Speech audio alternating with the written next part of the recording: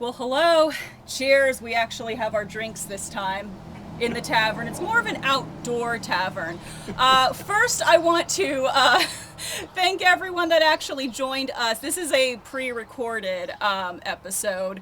I want to thank everybody that did join us for the live on Instagram TV, but I swear it's never a dull moment with these live streams. Like when I interviewed, most of the time it actually it goes pretty smoothly, but we've had a couple mishaps here and there. Like last episode when I interviewed Eliza, at least it happened at the very beginning, so we were able to jump back on. Was my IG live somehow froze, so I had to log back in and then let Eliza on the live stream, and then we got all the way to the end of the live stream, of this live stream, Chuck and I did, and my Instagram app suddenly times out, it just shuts off, and which I'm sure the fact that it's in the 90s today might have had something to do with it, but this is the first time that's ever happened. My phone was overheating, apparently, so giving my phone a little rest. And so now we're doing kind of a little pre-recorded sit down with Chuck. And so thank you guys for those of you that did get to tune into the live stream. Thank you. And for those of you that didn't get to, we're doing just like a little pre-recorded thing now, because apparently unless you save the Instagram live, you just can't retrieve it, even though it said they were supposed to put something on their app to let you do that, but so far they lied, because I at least haven't been able to find it. So this is the pre-recorded version of the Tavern of episode 11.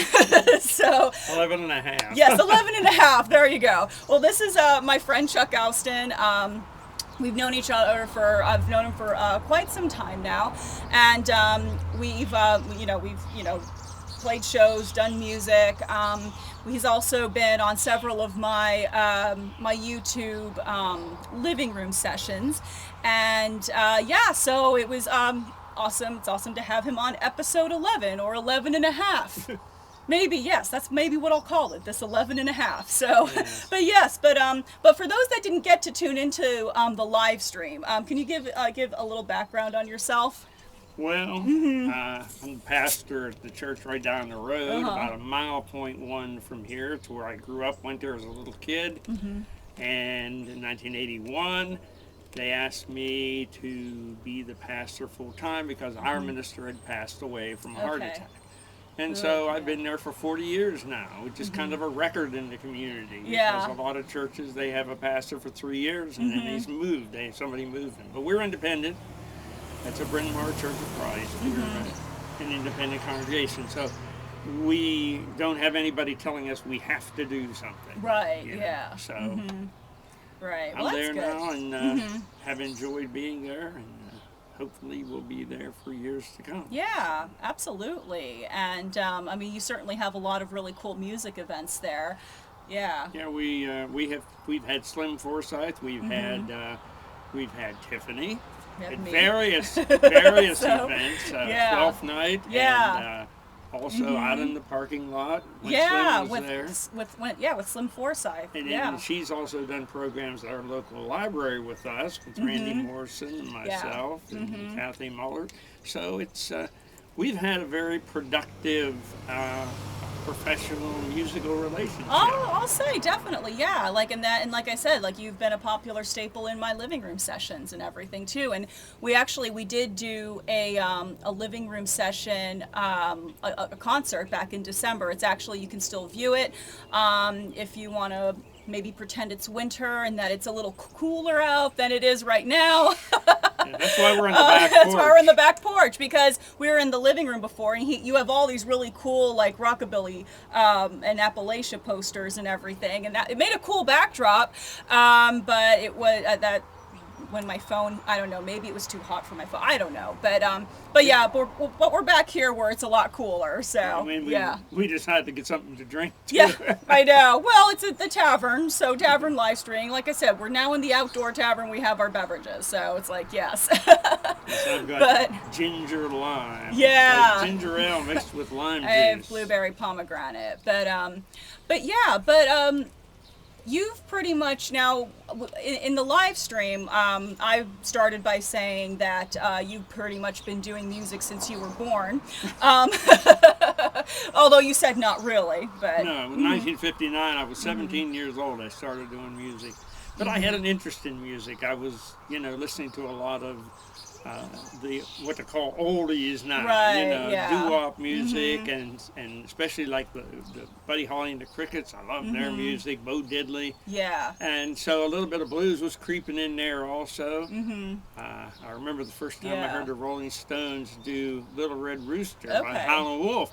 I had heard Howlin' Wolf do that on the Porky Chadwick radio show out of neat. WAMO in Braddock. And I was really surprised. Wow, they're doing that song, It was a song I always liked. And I did it the other night. I was out at a place in Latrobe, Unity Brewing, and I performed the song there. And it went over really, really good. We did have a problem with a loud audience. There was some people got in there, and they were pretty rowdy and noisy. And they finally decided to go outside in the patio, which made it nice. They left. Yeah. I hate to see an audience walk out, but that time I did. That time you were like, okay, yeah, you guys can go. So, yeah. And Bon voyage. oh gosh. Oh man. Yeah, but yeah, and I know one thing that I enjoy doing with my own music is also combining history with the music and everything, especially since a lot of the music I do, I'd say, is pretty appropriate, like, Celtic folk mixed in with some Gothic rock and metal and everything. And I know you've done that too before. What would you say is probably is one of your favorite historically inspired songs that you've written? Because you've written quite a bit of them. I still think that Three Pale Queens is right at the top, and the reason why it has a wider appeal than some of the stuff. A lot of the songs that I do, especially about the barbarian invasions and things, they're more guy songs. Right. You know what I mean? But this image that I had from the pre-Raphaelite painting that showed Arthur on the beach and the Three Pale Queens coming. It invokes something, I think, in women too. Their nurturing nature and so forth. And I think that's why that song particularly has a wider appeal. Yeah. I found that I do a lot of disaster songs. One of the songs, one of the songs I do is a record of the old '97. Now that was a song my dad sang. When I was just a little kid, and it's got pretty graphic lines. Like for example, he was scalded to death by the steam. Oh yeah. The engineer. He was. And the thing about it, that was 1903, September 27th. In Lynchburg, Virginia, that took place. Yeah. And so what actually happened was I sing that song a lot. I get a lot of people. I get a lot of people requesting it, but it's always guys who request it. Right. Girls request something else. Yeah. But the Three Pale Queens, I think that was one that just really had an appeal across the boards. Yeah. And that's hard for a guy to write songs like that. I mean, there were like people like Mac Davis, of course, and there were people in the past who wrote songs who they really crossed the gender line, so to speak. They appealed to both men and women.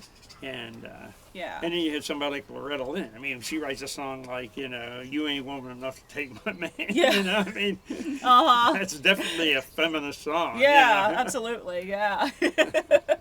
Yeah, definitely. And well, the thing too is, it's like, and it's really interesting how a lot of those songs can kind of cross like gender lines. Like, well, for instance, Green Sleeves, that song is obviously, it's written from a man's perspective, but people tend to really prefer to hear women singing that. Yes, definitely. Yeah.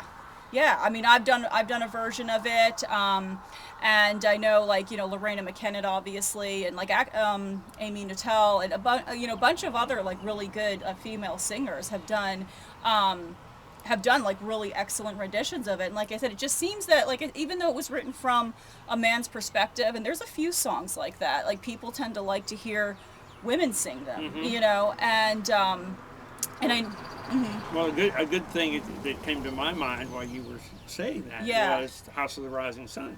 Okay, The yeah. original version of that, which was recorded in 1936 or 37, was by a 13-year-old girl in Middlesboro, Kentucky, and Alan Lomax recorded her for the Library of Congress.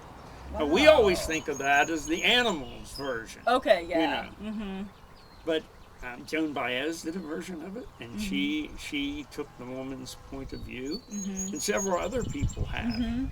And actually, one of the things I did years ago, back in about 2000, I wrote a version of that where I changed, I sang it from a man's and a woman's point of view in the fact that I called it the Ballad of Alice Faye. And the first line went like this: there was a girl in my hometown, her name was Alice Faye, and she went down to New Orleans and stole my heart away.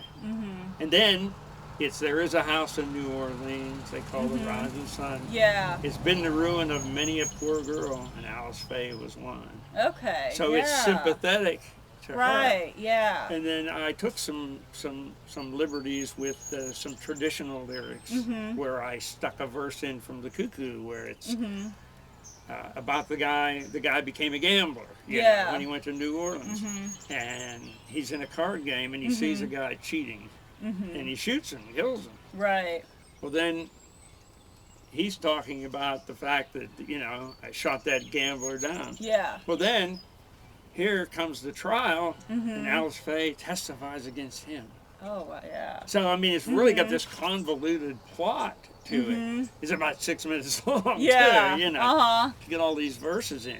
But then in the end, he is in prison, in Angola prison, in Louisiana, and then he gets out, and that's, well, when he's going to the prison, that's why he's wearing the ball and chain, you see, because so then he goes there, he's there. When he gets out, then he's going back with a loaded gun, and then it ends with she's in a lonesome grave. So it's like a Shakespearean tragedy, kind really. of. Yeah, absolutely. And that's what a long time to write, to make it work. Yeah. And I hear people sometimes, I'll do it and I'll say, now you're going to think you know this song, but listen to the words. You don't know this song. Right, yeah. Well, that's really, I like when people can take like an artist can take like an old traditional song and, you know, take some creative liberties with it and really make it their own. Because I know a lot of those traditional songs, like they do tend to be really, really long because especially like say Scarborough Fair, which goes way back. Like it's so old that people don't even really know where it originated. And a lot of those traditional songs are like that too.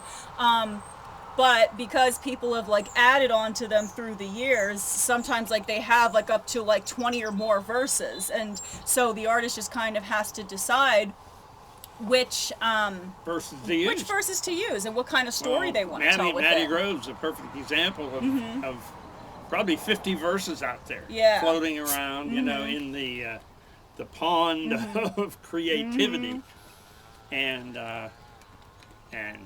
you know, there's the whole basic story, which is the way we always did it, and we got it done in 3.5 minutes. Yeah. 19 verses though, but there's 36 verses. Wow. Yeah. And it gives into all the thing about when the servant goes to tell Lord Arnold what's happening. There's a long conversation in some versions. Right.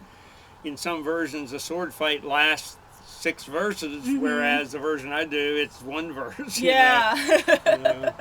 Maddie struck the very first blow, and he hurt Lord Arnold's sore. Yeah. The next blow, Lord Arnold struck Maddie's head, rolled across the floor. You know, so the duel didn't last real long. Right, exactly. But when you consider that Maddie Grove was a young man about town, and Lord Arnold was this warrior lord, you know, I mean, that's the way it would have gone.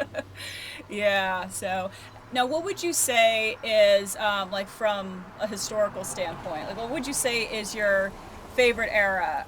Like, you know, and I know we talked about this in the live stream, but for those that didn't catch that, you can go as far back as prior, like the Iron Age, Bronze Age, whatever, and then or like 2000s. Like what would you say are your favorite eras? Well, one of my favorite eras, and I didn't even bring this up last Okay. time, was there you go, getting something new. the Siege of Troy. Ooh, okay. Because it's full of stuff. I mean, it's such an epic poem. And what's interesting is when they make the movies, right? The first movie I saw about Troy was the Rosanna Podesta 1956 Helen of Troy. Yeah. And it was the most expensive movie ever made up until that time. Yeah. And I have the DVD, and then they have a thing about the historical facts and everything on it. And they talk about that. But in that particular movie, Achilles is not the hero. He's like the villain, which bummed me out because I was a big fan of Achilles when I read the Iliad as a 13-year-old. You know? And then here they are, they make him the bad guy. Right. And so all the movies that have come out have focused either on Helen herself or whoever they get to play Paris. And Brad Pitt pulled it off because he's Brad Pitt. Let's face it. When he was Achilles, he was perfect. I mean, I thought, what a job of casting they did. Yeah. So. But see, that era really interests me. The 900s, the invasions by the Norse into Great Britain, partly because that was some of our ancestors, because we did have ancestors that came to England from Denmark.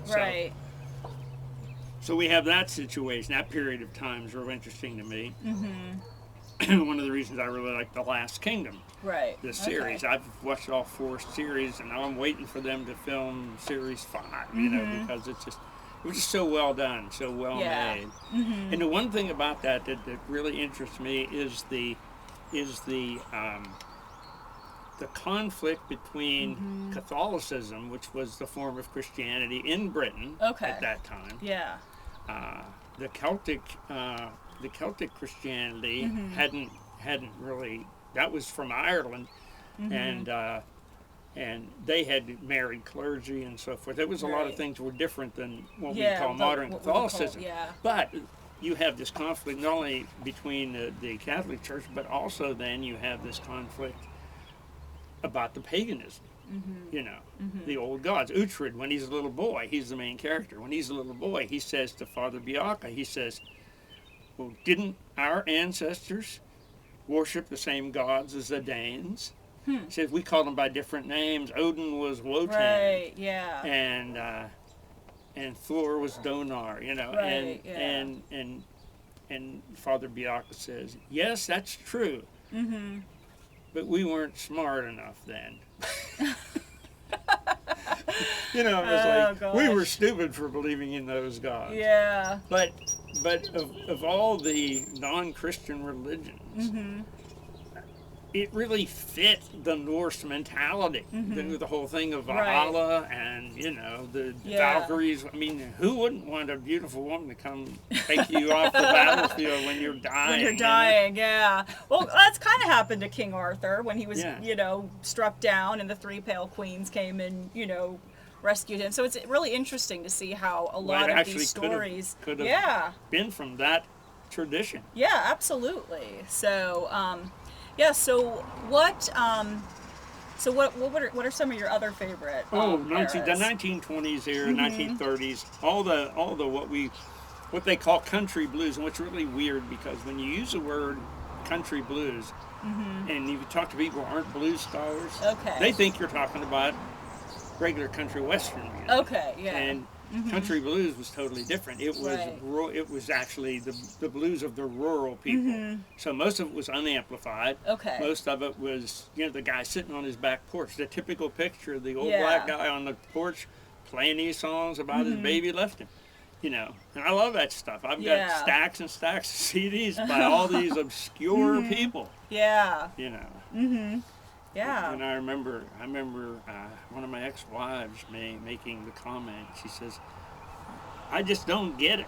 Why you just love these old black blues guys who are blind?" You know. And I says, Well, that was how they survived. Right. You know, they had no government help. They had no Right. welfare or anything. Yeah. So I said that was how they made a living.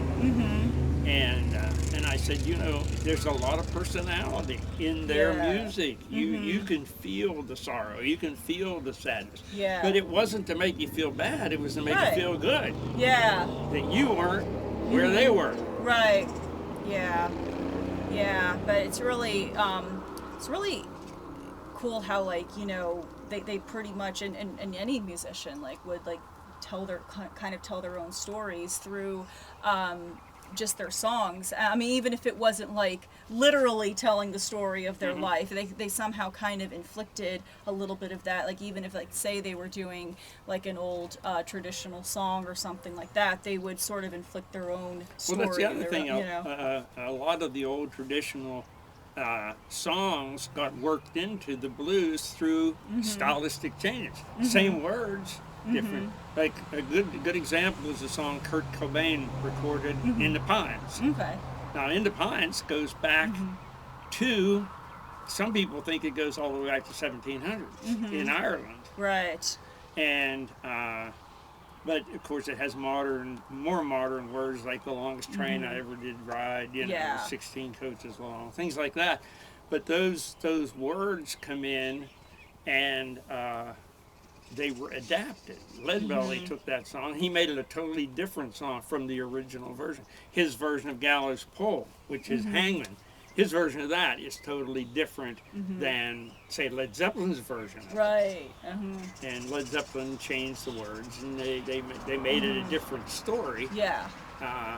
But it goes back to the earliest version anybody knows about that song is 1700 in Ireland. Right. Because in Ireland, if your family could pay the fine for whatever crime you did, if you murdered somebody, you were done.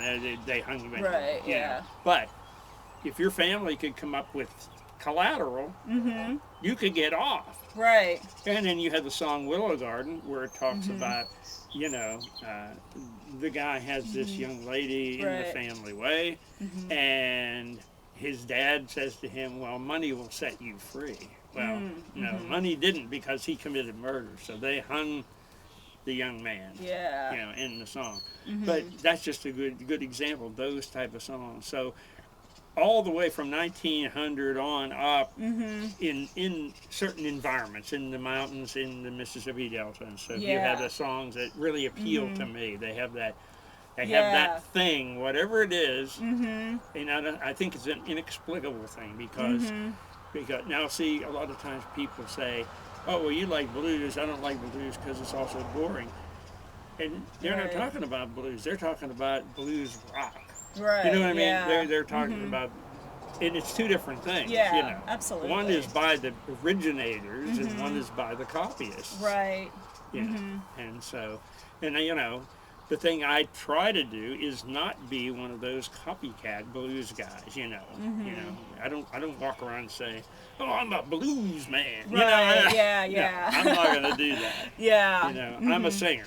Right. I'm a songwriter. I'm just a guy. Yeah. You know. You're an interpreter, you know, because I've heard people, like, describe themselves as that. Like, they're like a music interpreter. They interpret these songs that the original composer might have written, and, you know, they might interpret it. Well, it's like Elvis. Yeah. Elvis never wrote a song. You know, and people say, I've had people say to me, well, you do a lot of covers. And I'll say, no, I do interpretations. There's a difference between an interpretation and a cover. And a cover, you try to sound like the original artist, It's like last night, I heard a girl singing Dreams by Stevie Nicks. You know, she was sounding exactly like Stevie Nicks. Right. It was a cover version. It wasn't an interpretation. Yeah. And, you know, there's a place for that. There's people who go out to bars to hear somebody sing like Stevie Nicks. Yeah. You know. But not me. Yeah. You know, I had a real thing in the 70s for Stevie Nicks, and I just couldn't, you know, the open mic situation of bad versions of Stevie Nicks songs has turned me off. Oh no. Oh gosh, yeah. Will be somebody watching that has done Stevie Nicks covers. Are like, oh no, is he talking about me? I don't know. Do you do Gold Dust Woman? Yeah, That's the one. But yeah. So what would you? Now we discussed this a little bit in the live stream, but when I was interviewing Eliza Vince of. She's actually in the last Tavern episode. She has a blog, Silk and Sass 1776. She's a historical costumer. She and her husband have a musical act and everything that they do. It's all they do a lot of like operatic pieces and such from the 18th century, and they're starting to get into 19th century as well. She made an interesting comment saying that a lot of the times people want to erase history. It was something along the lines of, and it really made me think, people tend to want to erase history because it isn't taught right. So do you have any thoughts on that? Well, I think a lot of times, I had a really good fifth grade, was he in fifth grade or fourth grade? No. It wasn't either one. It was like a seventh grade history teacher. Okay. And he had a way of teaching history that made you want to go to his class. You wanted to go. You wanted to hear all this stuff. And he was a guy, he talked about the Huns. He talked about the Mongols, Genghis Khan, all this kind of stuff. He's the one who really sparked my interest in that particular part of the world. Yeah. And it was like, I have a friend from Poland. She played on our CD. She played the violin, Anna Butlievich. Now, she talked to me one time on MySpace. This is BFB, before Facebook. Before Facebook, yeah. Before Facebook, before Instagram, before all those, yeah. But anyway, she said something about, what have you learned? You do a lot of history stuff. What have you learned about Polish history? And I said, there was no way to find anything out about Polish history. I said, I have Polish friends, but they didn't know anything about their history because their parents or grandparents, when they came to America, they said, we're Americans. Right. We don't want to think about the old country. And they still did. I mean, they made their pierogies and stuff. But of course, yeah. Still, the whole idea was they didn't want to go on. So she recommended a book to me, and I got the book, and I learned so much.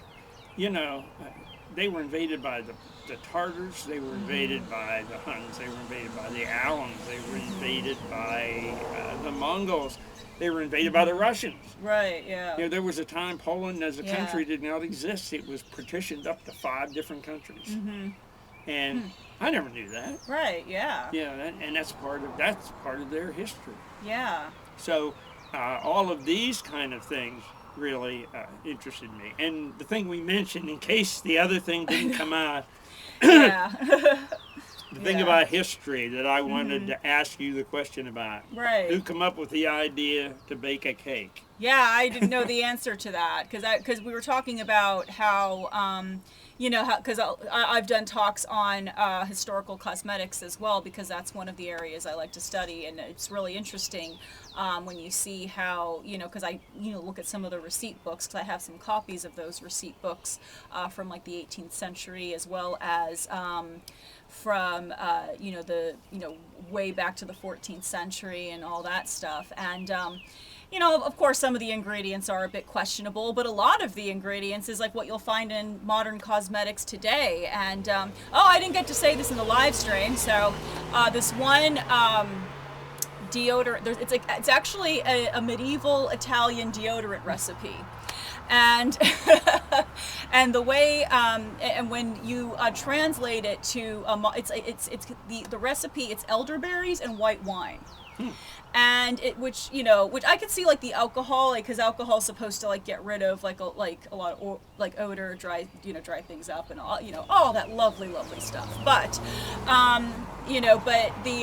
but the recipe, when you translate it to the more modern English, the advertisement for the recipe is, it's basically for the woman whose sweat stinks beyond measure.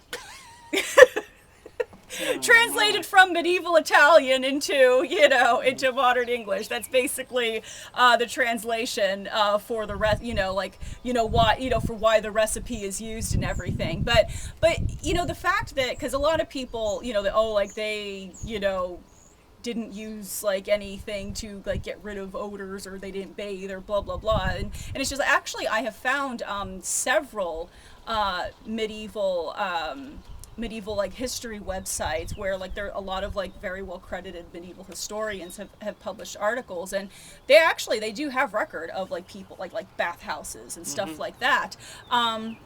And they also do have, record of people just kind of having their wash stands and everything. So even if they didn't fully immerse themselves, they still kind of washed and they still washed. They still kept clean. So, but and they still, apparently they had deodorant recipes too. And it's even in some of my receipt books from the 18th century, I have there's also some deodorant recipes, and the concept of sunscreen is about at least 3,000 years old. So, but it's really interesting how people tend to think that everything was just so primitive prior to maybe the 20th century, and that's actually not the case. Obviously there are things that have gotten better as we found out more, and found out a little bit better of how maybe what might work a little bit better, but they were actually, the 18th century, that's known as the era of enlightenment. So is the Renaissance era. You were talking about, especially with astronomy, they had these telescopes that were just amazing. You could see into space, and Galileo could chart the path of the four biggest moons of Jupiter. Yeah. And he did it for months at a time. Yeah. And of course, with not having the pollution to blank out the stars. Yeah. Which I noticed recently, it's worse than it's been in years. You don't see many stars unless you get way out into the country and everything. Yeah. I know one night I was coming back from Bedford County, and I went over the mountain where the old ship hotel used to be. Right. And I pulled off the road there, and the stars were amazing. I mean, it was like being in Buell Planetarium. It was thousands of them that night. Yeah. But from here, you see 10. I know, right? Yeah. A lot of it's light pollution too. So, yeah. But it's really, that's one thing that does drive me a little crazy though, when people tend to be shocked to, and I guess you can't really blame them, because I said, and I do agree in a way, history is kind of taught wrong, and it's taught, it's not really taught in a way that I think could really grab people's interest. And that's what we try to do, not only in living history, but also in even incorporating history into the music we do, with all the 50 million genres that you do, into the with me it's more, it's Celtic folk with some Gothic rock and metal and everything. But my new album I'm working on is a Tudor and Plantagenet era theme, and and that's the thing, and that's where, is to kind of what Eliza and I were talking about, is make history cool, make it approachable. Well, one question I have for you now, now that you brought up the Plantagenets. Are you a follower of Richard III or Henry the Seventh? I know, that's a tough one.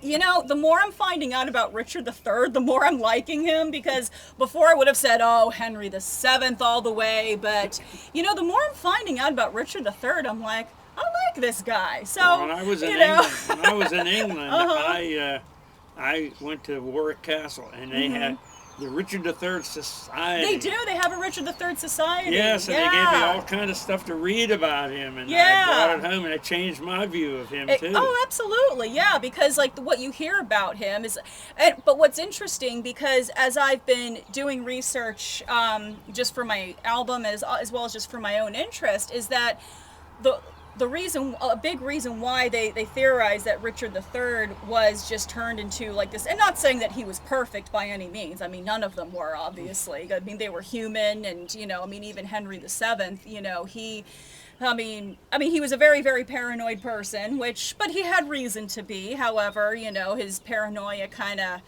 made him do questionable things. The princes in the tower? Oh, Richard III? No. Oh, you mean Henry. Henry. Ooh. There is a book. I'm trying to think of the name of it. There is a book that my wife read, and she told me to read it, and I read it, and that changed my whole view of everything. Yeah. That there was a big cover-up of some sort. Yeah. What book was that? I'll have to check it out. I can't think of it right now.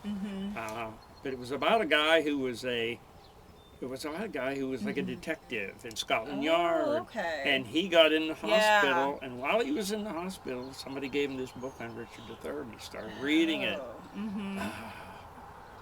If I can't find out, I'll call my daughter and find out. Yeah, I'd love to check it out, definitely. Yeah, it's definitely worth reading.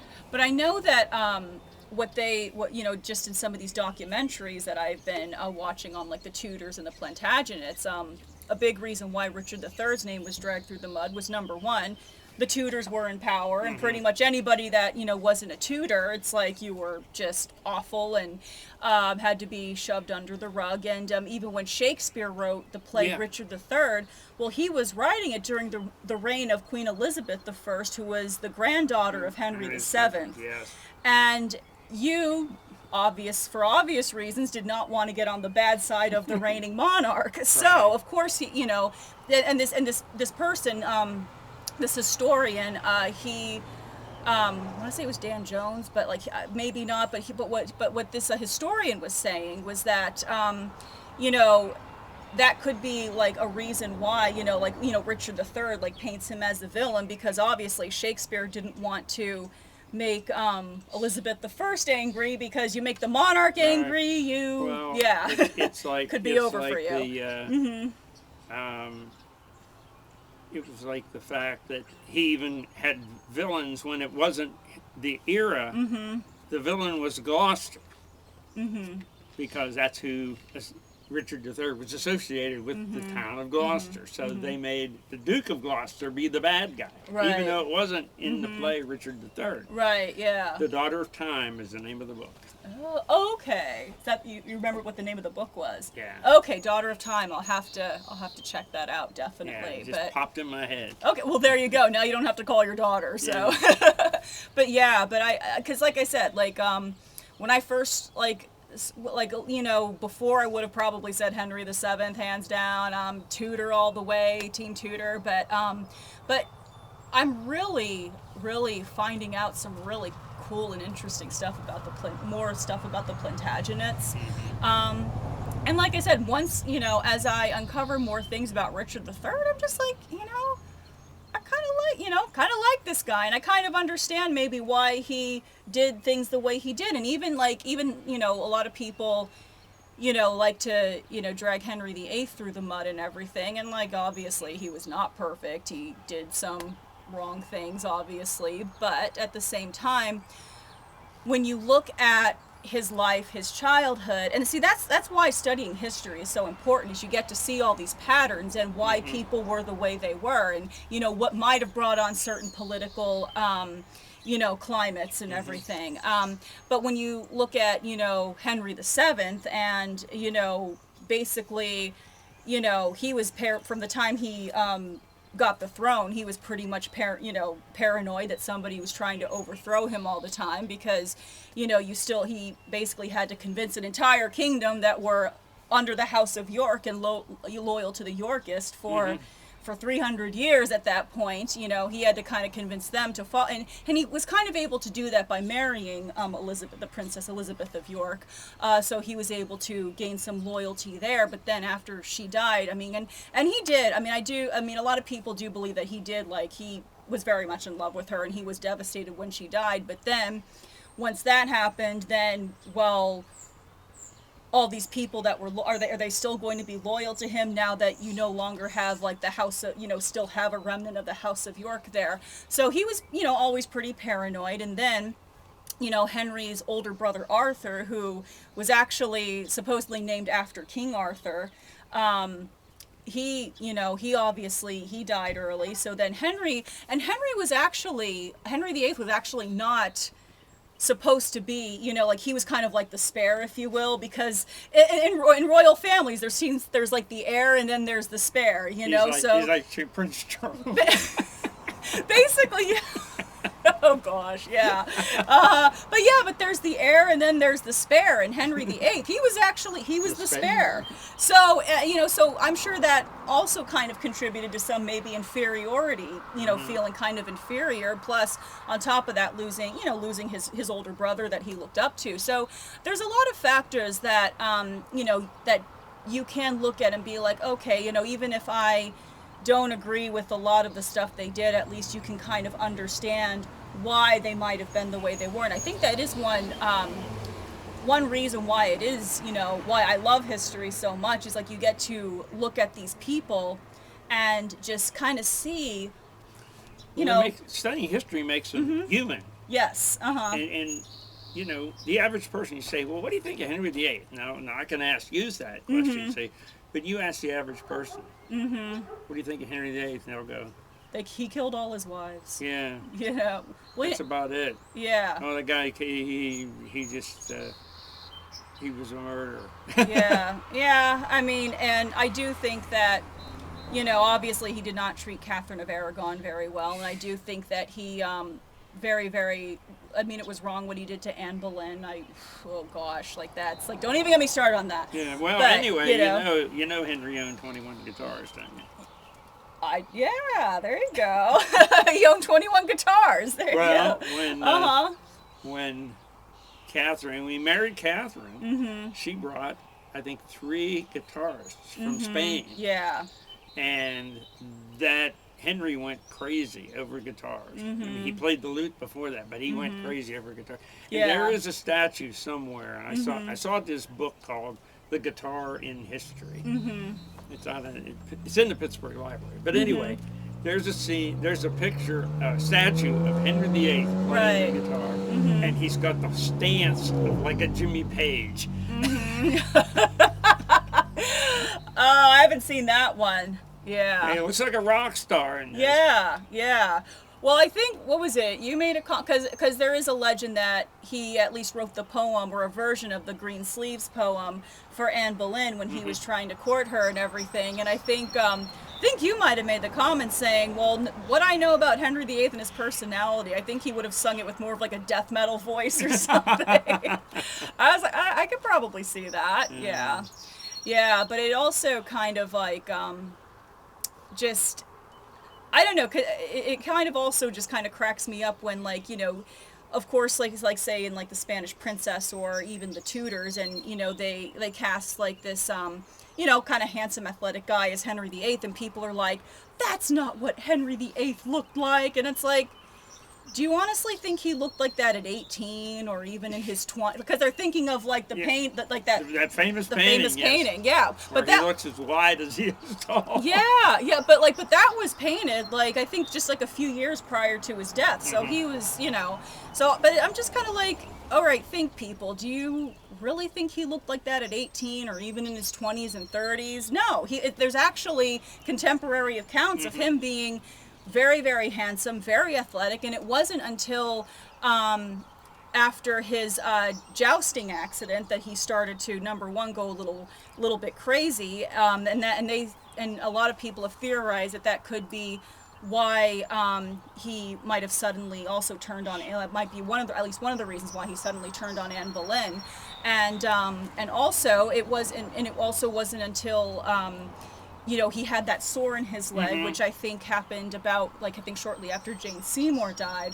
I could be wrong about that, but it happened, I think, at around that. But I think when he was by the time he was married to Catherine Howard, he definitely had that ulcer and that sore in his leg, which contributed, because he was very athletic. He loved to participate in sports and everything. And then when he couldn't walk, he wasn't able to do that. So all he could really do was sit around and eat, so it's just kind of like, people seem to think though that he looked like that his whole life, and it's just like, no, there are actually contemporary reports saying that up until at least through his time married to Anne Boleyn, he was actually quite handsome and quite athletic, and it wasn't until I think after Jane Seymour died that he really started to kind of go downhill after that, so But Well, yeah. I think we're almost out of time. I think so too, yeah. But also, thanks for like sitting down and doing this, I guess, episode 11.5. I don't know what I'm going to call it, but I'll tell you what. yeah.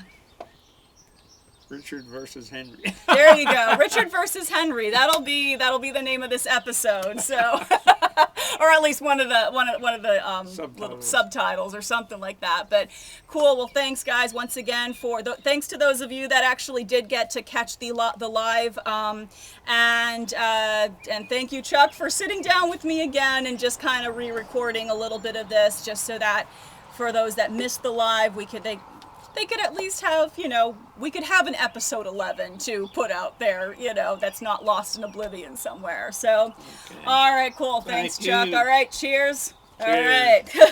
All right, thanks, guys. And we'll see you at episode 12 in June. So, thanks. Cheers. Huzzah. Have a lovely weekend.